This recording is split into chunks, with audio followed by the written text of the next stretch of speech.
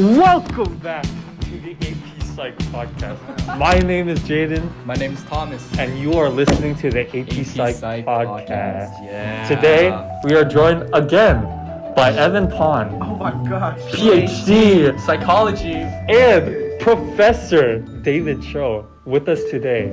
Experts in psychology in their own respective ways. Last stop, where did we stop, Thomas? So we stopped at basically perceptual processing. Right. So to recap, we were talking about bottom-up processing and top-down processing. Mm-hmm. So bottom-up processing is where we look at something and we look at something. Yeah. And then we're like, oh, we know what that is. Mm-hmm. And so top-down processing is where we can look at something and imagine and draw perceptions from it from our own memories. Mm-hmm. So it's like your stove thing. Right. Like we can look at the stove, and since we already burned our hands before, we're like, oh, we shouldn't touch that. We shouldn't touch that. Yeah. Exactly.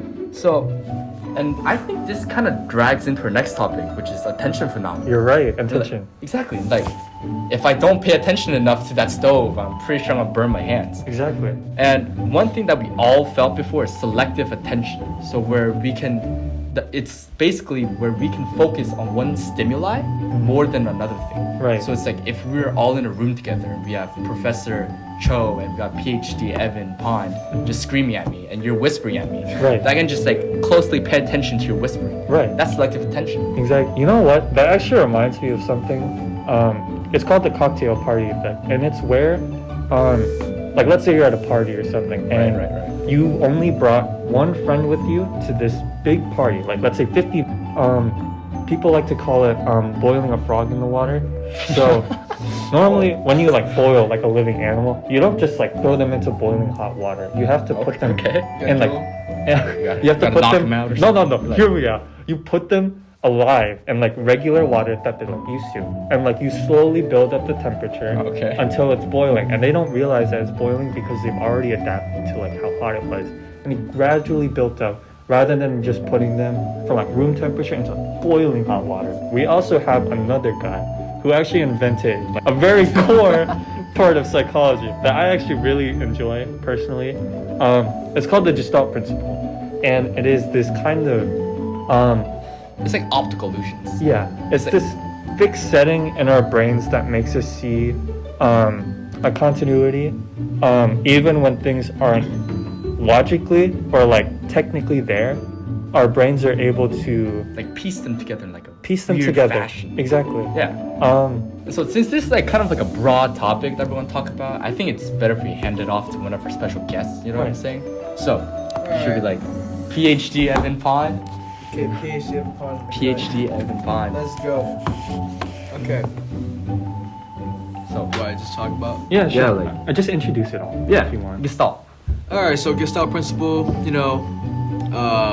it's a perceptual lens where the formation of a whole meaningful or continuous stimuli, when it's given mixed or integrated pieces of visual information. So I feel it's a pretty good perceptual lens, perceptual lens. I feel yeah. Figure ground, right? Figure ground? Oh yeah, figure ground. So the thing where it's the organization of a visual field into subjects objects that stand out from their surroundings, kind of like faces or vases, which they can only see one at a time. Like a picture. That kind of reminds me of some optical illusions. They will try to actually, I think it's more of a test. I forget the name of it, but it is you see one of two. It is either And it determines whether you're really introvert, extrovert, exactly. or whatever. Supposedly, supposedly it tells Yeah. you a lot about yourself. It's if you see a swan, you're more introverted. If you see a butterfly, you're more extroverted. It is something along those lines, right? And you know what? There is a type of Gestalt principle that I am actually really in love with. It is called grouping, and it is the perceptual tendency to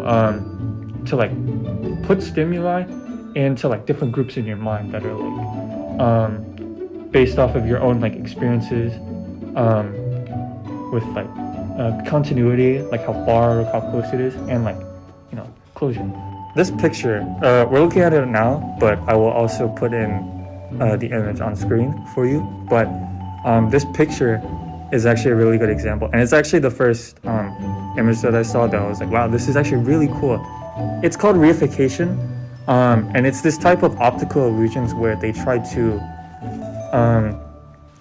arrange the objects in a certain way that makes sense, and you're able to like make another image, like right, logically, like from this like little triangle here, or like these three little Pac-Mans. Normally it's just three Pac-Mans, but because of like the Gestalt principles, you can see a little white triangle in the middle. Right. Oh, that is actually pretty interesting, right? Right. Take it from me. Okay, so since we got Gestalt principle down, another really cool factor of perception is perceptual set. So basically what this is let's say you see an image of this, and when you first look at it, you can only see one thing. It's either going to be a seagull or it's going to be a rabbit. Right. So for me, I see a seagull automatically. And so this is just like a mental bias where we can only see one thing.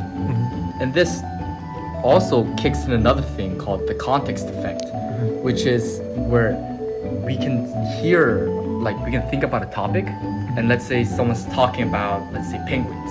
So I'm talking about penguins, and I accidentally like trip up and say like penguins or something. Right. But you would be like, oh, he meant penguins instead of penguins.